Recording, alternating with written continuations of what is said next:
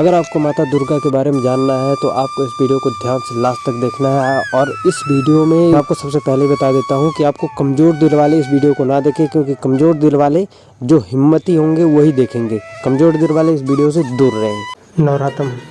नवरात्र क्या है? नवरात्र क्यों मनाया जाता है? किस लिए मनाया जाता है? आखिर नवरात्र का जो व्रत है वो कब से शुरू हुआ और क्यों शुरू हुआ, किसकी वजह से शुरू हुआ, इसका मुख्य कारण क्या है और ये मनाया क्यों जाता है? नवरात्र में जो दुर्गा जी हैं और दुर्गा जी के साथ जो महिषासुर होता है वो कौन है? आखिर ये दुर्गा जी कौन है और ये महिषासुर कौन है? क्या महिषासुर राक्षस है? अगर महिषासुर राक्षस है और ये दुर्गा जी देवी हैं तो कर्नाटक और अन्य उत्तर साउथ की तरफ जो एरिया है वहाँ पर महिषासुर को क्यों पूजा जाता है? अगर महिषासुर को पूजा जाता है तो इसका मतलब ये है कि वो राक्षस नहीं है। तो ये दुर्गा जी कौन है? आखिर दुर्गा जी कोई माता है या फिर कौन है ये जो महिषासुर का वध करती हैं या फिर महिषासुर को छल से, कपट से या फिर किसी भी तरीके से मारती हैं? आखिर दुर्गा जी एक वैश्या हैं, वो कैसे हैं, वो सब कुछ मैं आपको इसमें डिटेल में बताऊंगा। और आप जो पूजा करते हो, 9 दिन का व्रत करते हो और व्रत करने के बाद जो पूजा पाठ करते हो उससे क्या फ़र्क पड़ता है? जब किसी लड़की का रेप होता है या फिर किसी का बलात्कार होता है या फिर किसी का मर्डर होता है तो ये दुर्गा जी कहाँ चली जाती हैं? क्यों नहीं बचाती उन लोगों को? आखिर आप भी तो व्रत करते आ रहे हैं इतने सालों से, आपके बाबा परदादा, माँ बाप भाई सभी लोग पूजा करते हैं इनकी। क्या फ़ायदा होता है आपको? फिर भी आप मरते हो, आपके साथ गलत हो जाता है या फिर घर परिवार में गलत हो जाता है। आखिर ऐसा क्यों होता है? जब आप पूजा पाठ करते हो इनकी तो ये रक्षा करनी चाहिए ना आपकी, ये क्यों नहीं करती है? अब मैं बताऊंगा कि नवरात्रि क्यों मनाई जाती है, मुख्य कारण क्या है नवरात्रि मनाने का, वो पूरा डिटेल में समझना और कोई भी आपको नहीं बताएगा। इस चैनल पर आपको सब कुछ हकीकत तर्क करके बताया जाता है और आप भी तर्क करिए कि क्या सत्य है। सत्य की ही खोज की जाती है, यहाँ पर कोई ढकोसला नहीं होता है या फिर किसी को भकाया नहीं जाता है। यहाँ पर जो भी है आपके दिमाग में है तो आप कमेंट करिए कि क्या सत्य हो सकता है। आपको सत्य जानना है और आपको ढकोसले से दूर रहना है।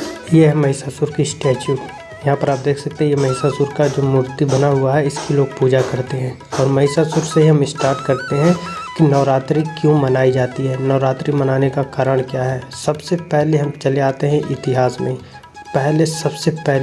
सबसे पहले हमारे इंडिया देश पर, भारत पर सबसे पहले जो आगमन हुआ था वो आर्यों का हुआ था।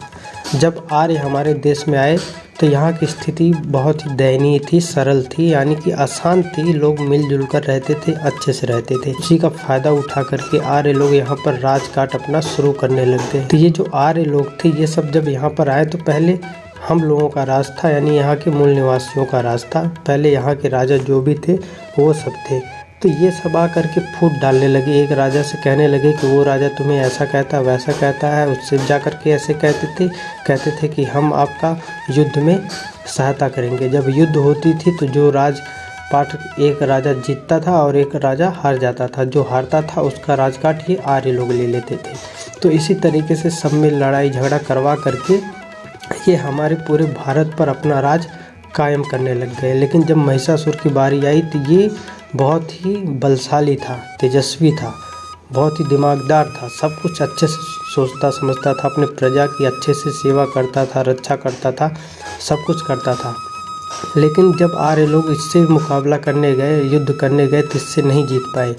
ये कभी भी लोग इससे जीत ही नहीं पाते थे। बहुत बार आक्रमण किए, बहुत प्रयास किए इसको भड़काने का, हटकाने का, लेकिन कुछ भी नहीं हुआ। तब इन्होंने एक षड्यंत्र रचा। षड्यंत्र क्या था? किसी भी इंसान को अगर अपने बस में करना है तो सुरा में मज्जा, यानी कि ये जो सुरा होता है में मज्जा और ये जो स्त्री होती है, इन सब का प्रयोग करके किसी भी इंसान को अपने बस में आप कर सकते हैं। वो ऋषि मुनि होते थे, वो स्त्रियों के आगे झुक गए थे। भी दिमाग लगाए कि ये बल से अगर नहीं जीत सकते इस महिषासुर को तो हम इसको स्त्री या फिर शराब पिला करके इसको अपने बस में करेंगे। तो ये सब शराब पिलाने लग गए और यहाँ से एक स्त्री को भेजते हैं, नाचने वाली स्त्री को भेजते हैं, या फिर इनके ही गठबंधन की होती है। वो बहुत ही सुंदर होती है, सुशील होती है, बहुत ही खूबसूरत लगती है। तो ये लोग महिषासुर के राज में भेजते हैं और वहाँ पर नाच गाना करती हैं महिषासुर के सामने। महिषासुर के सामने जो आर्य लोग थे इनसे भी मिले हुए थे, तो इन्हीं लोगों ने उसको बुलाया हुआ था। कहा था महिषासुर से कहा था कि एक स्त्री बुलाते हैं, बहुत ही सुंदर सुशील है, आप उसको देखिए, अपना मनोरंजन कीजिए। तो ये जा कर के महिषासुर कहा ठीक है, और ये मान भी गया। तो ये जो दुर्गा जी थी ये गई वहाँ पे नाच गाना की, बहुत ही सुंदर थी, अट्रैक्टिव थी। तो भाई महिषासुर उन पर पिघल गया, मोह गया। मोहने के बाद वो जब नाच गाना के बाद कहने लग गया महिषासुर कि मैं इनसे शादी करूँगा। शादी करने की बात कही तो उसने कहा, लोग विरोध करने लगे कि नहीं आप शादी नहीं कर सकते, ये है वो है। तो वो कहा नहीं मैं शादी करूँगा। वो राजा था, कौन उसकी बात को टालेगा। तो लोग मान गए, उसकी शादी हो गई। महिषासुर से दुर्गा जी की शादी हो गई। आप कहीं भी पता करेंगे तो दुर्गा जी का पति महिषासुर ही है, शंकर जी नहीं है। शंकर जी पार्वती के पति हैं और कोई नहीं है, ठीक है। ये अच्छे से आप पता करेंगे तो दुर्गा जी के पति महिषासुर है, ये आप अच्छे से जान लेना। तो शादी करने के बाद जब पहला दिन बीता, पहले दिन ये 9 दिन तक उसके साथ थी। ये नहीं कि कोई आक्रमण कर रही थी, यहाँ से वहाँ लड़ाई कर रही थी। वो जो सीरियल में या फिर फिल्मों में दिखाया जाता है कि ऐसे लड़ रही थी वैसे लड़ रही थी, ये सब झूठा घोंसला है। आपको खुद पता है कि अगर शक्ति है, आदि शक्ति थी, वो दुर्गा थी, उनके पास सारी शक्ति थी। तो महिषासुर किस मिट्टी का बना हुआ था, वो तो एक चुटकी में उसको मार के गिरा दी थी, लेकिन नहीं मार पाई। 9 दिन लगा। 9 दिन लगने का अर्थ क्या है कि ये कोई देवी देवता नहीं है। जंग होती है, आप भी जानते हैं कि जब जंग होती है इंडिया पाकिस्तान या फिर देश किसी भी चाइना विदेश से या फिर जैसे इजराइल या फिर हर अन्य किसी भी देश से जंग होता है तो कई दिनों तक चलता है। तो उसी तरीके से ये भी एक जंग चल रहा था। जंग में ज़्यादा टाइम लगता है, जो देवी देवता होते हैं उनको मारने में कोई टाइम नहीं लगता, तो वो तो यूँ चुटकी बजा के ख़त्म कर देती है मामला। लेकिन इनको 9 दिन कैसे लगा वो अब मैं आपको बता देता हूँ। पहले मैं आपको यहाँ पर 9 दिन का जो नवरात्म होता है, 9 दिन में जो वो रूप लेती हैं उन रूपों के बारे में पहले मैं बता देता हूँ। नवरात्म का पहला रूप था इनका शैलपुत्री का। ये पर्वतराज हिमालय के यहाँ जन्म ली थी, उनकी पुत्री थी। अब आप ये सोचिए कि ये पुत्री उनकी है और ये महिषासुर से जंग लड़ रही हैं।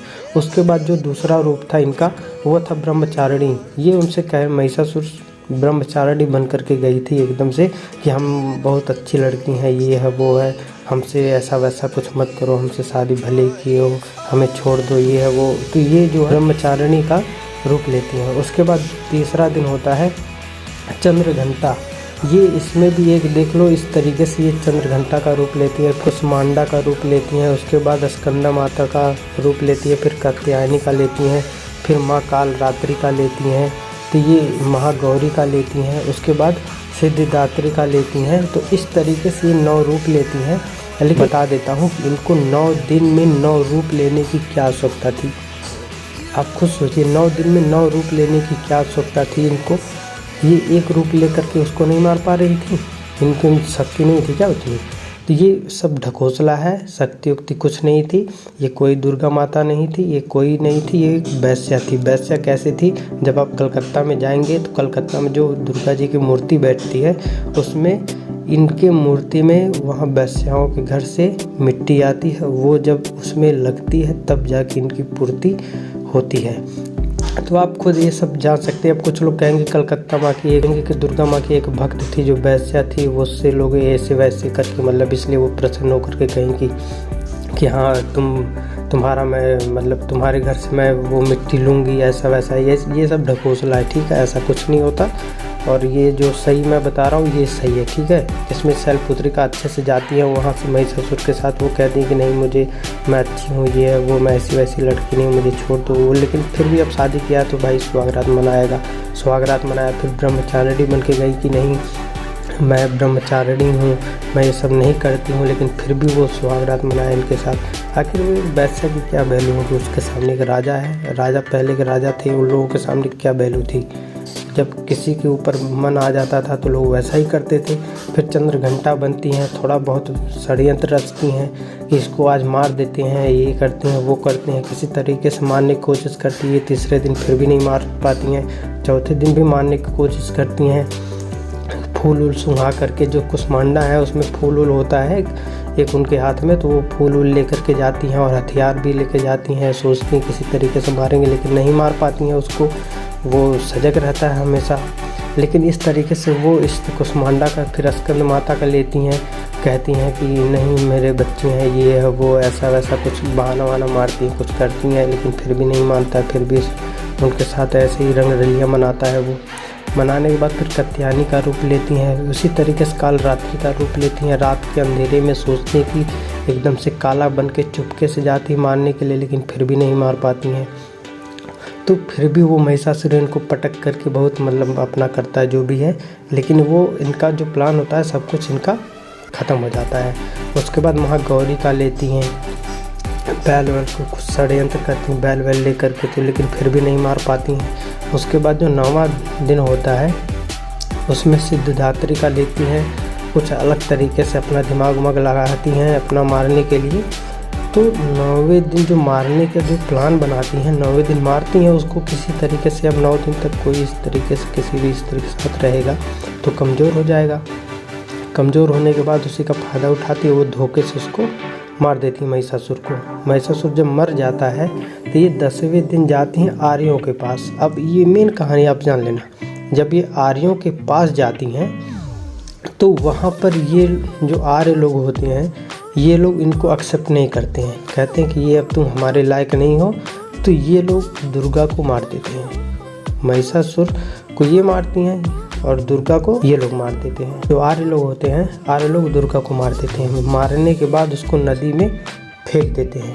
नदी में फेंकने के बाद अब क्या हुआ, इनका ये भी काम ख़त्म हो गया, महिषासुर भी मर गया। अब जब छानबीन होती है कि आखिर कौन मारा कैसे मारा, तो लोगों को पता चल जाता है। इसलिए इसको इन लोगों को पता था कि दुर्गा को हमें लोग भेजे हैं मारने के लिए, दुर्गा मार दी थी। तो ये आर्य लोग भी फंस जाते, इसलिए दुर्गा को ही मार दी ताकि कोई पता ही ना चले कि कौन मारा कैसे मारा। तो उसको छुपाने के चक्कर में ये लोग व्रत का एक त्यौहार का मतलब क्या होता है कि तुम्हारा हार, त्यौहार यानी तुम्हारा हार। ये जितना भी त्यौहार होता है ये जिसमें भी है ये सिर्फ भारतीयों का हार है, इसलिए त्यौहार मनाया जाता है। ये आर्यों के द्वारा एक षड्यंत्र रचा गया है। तो इस तरीके से रचने के बाद ये सब जब मार देते हैं तो आपको भी पता है 9 दिन तक आप भी पूजा करते हो, पूजा पाठ खूब मन से करते हो, नंगे पाँव होकर के बाल खोल करके जैसे वैश्या रहती वैसे रहते हो।